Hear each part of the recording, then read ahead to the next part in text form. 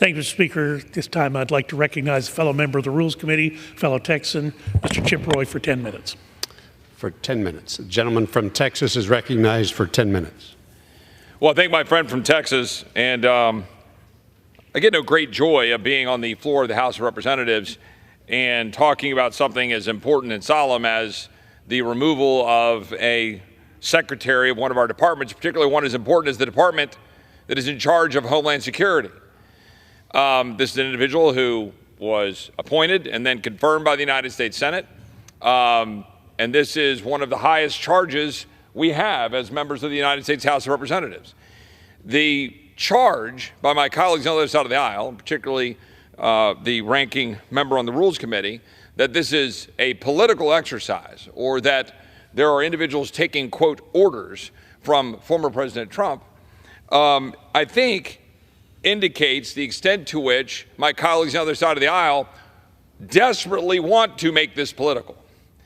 My colleagues on the other side of the aisle desperately want to take the abject and total failure of Democrat leadership on the southern border, resulting in death and destruction of the American people, the undermining of economic activity, the death of our children, fentanyl pouring into schools, ranchers who are getting absolutely decimated, the empowerment of cartels, the empowerment of China.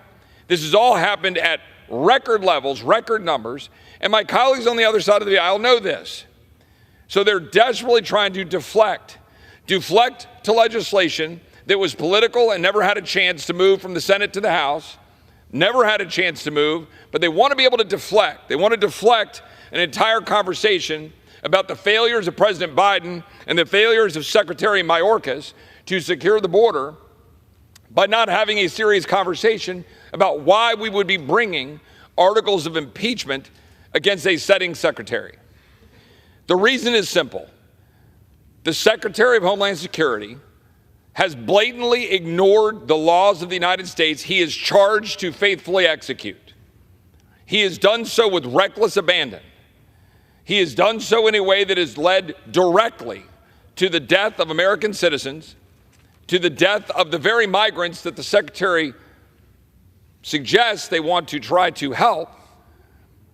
1,000 migrants along the southwest border last year dead. 53 migrants in a tractor trailer in San Antonio last year in the district where I represent. 75,000 Americans dead from fentanyl poisonings last year. These numbers are off the charts at levels we've never seen before, and they are the direct result of the policies enacted by the Biden administration, but very specifically by the Secretary of Homeland Security.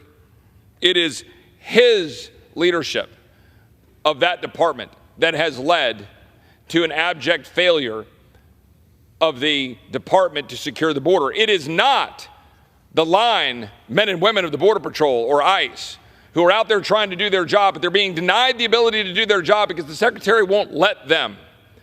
The Secretary has turned them into processing machines. He's done so intentionally to flood the zone, and they basically acknowledged that. He's turned the law upside down, that the basic law of requiring that they have operational control of the border, that we stop the flow, that you have papers coming to the United States, has been turned upside down. And in its place, the administration, and specifically Secretary Mayorkas, has used exceptions to swallow the rule. Exceptions for asylum, exceptions under parole that are supposed to be on a case-by-case basis, based on our benevolence as human beings to try to help people, bipartisan desire to do so, has been made to swallow the rule of actual border security. And as a result, the numbers have been astounding. And a key consideration, of course, are the types of individuals that are coming into the United States. We're not talking about some workers who want to go from Nuevo Laredo to Laredo or Juarez to El Paso. We're talking about dangerous individuals from all over the globe, including 331 that have been encountered that are associated with terrorist organizations under this administration, under Mayorkas' watch, which compares to 11 under President Trump. Now you say, well, aren't they doing their job? They encountered them. No. Those numbers indicate who we're finding, not the 50,000 a month or so gotaways that are pouring into the United States. Now we see cops being beaten in the streets of New York by people who are here illegally, walking out of the court with no bail and flicking off the American people. We have a woman being dragged out of a parking garage in New York by migrant gangs, dragged through the streets of New York. We have all sorts of danger to the American people. People like a cheerleader getting killed in Texas by somebody here illegally. An illegal who posed as an unaccompanied child who lived with a family in Florida and then killed the family. That's what we have happening in the United States of America, and it is directly a consequence of a Secretary of Homeland Security who is failing to secure the homeland, as he is charged to do when he takes an oath to fulfill his duty to carry out the laws of the United States. If the Attorney General just went out and ordered all the United States attorneys and prosecutors and assistant U.S. attorneys to stop enforcing the law, allow reckless abandon, he should be impeached. That is, in fact, a high crime and misdemeanor. And this is where I disagree with my colleagues on the other side of the aisle, and a few, I think, on my side of the aisle. This notion of high crimes and misdemeanors and what it includes or does not include, but it most certainly includes officials in the administration, the executive branch, who are completely refusing to carry out their duty. It's literally his job is to secure the homeland, and he's refusing to do it.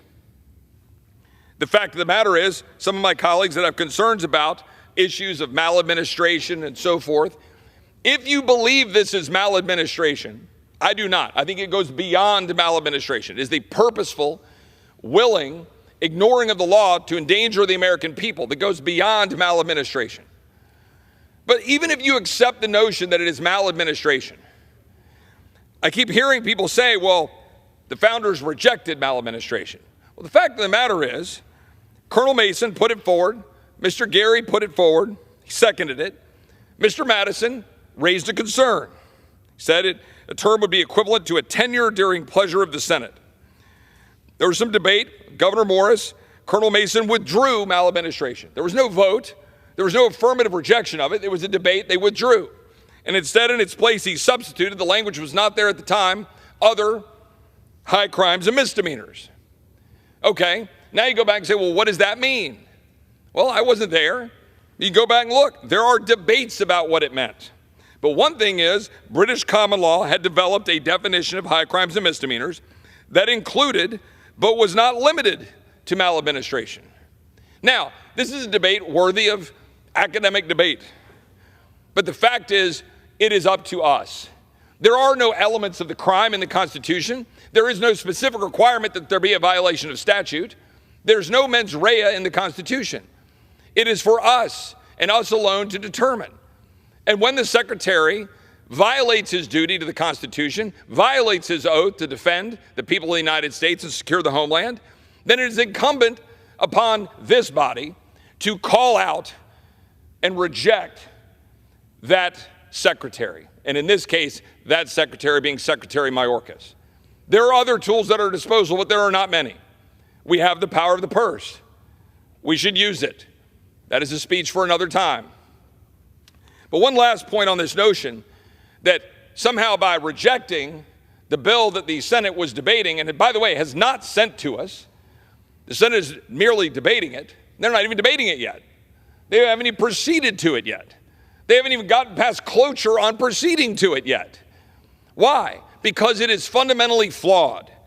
The bill does not do what my colleagues on the other side of the aisle were suggesting it does. So I'm sorry, you're getting punched in the head 10 times.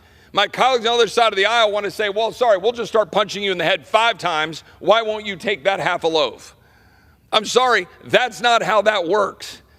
That's not what we're here to do. We're here to actually stop the flow. And that bill was flawed.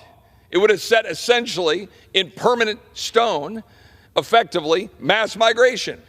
It has 250,000 visas, 250,000 work permits. It ensconces alternatives to detention as part of how the releases would work for asylum claims. It would spend $4 billion to hire up new asylum officers by this administration, by this secretary, who has the power right now to stop this flow but refuses to use it. The President of the United States could use 212F right now and stop the flow. The Secretary could apply the laws the way they're supposed to be applied with respect to asylum and parole, and he could stop it right now but refuses to do so. We're here to defend the people of the United States who don't have a voice. We're here to stand up for the forgotten men and women of this country who are tired of getting rolled over. That's why we're here. And the Secretary of Homeland Security deserves to be held to account. I rise in support.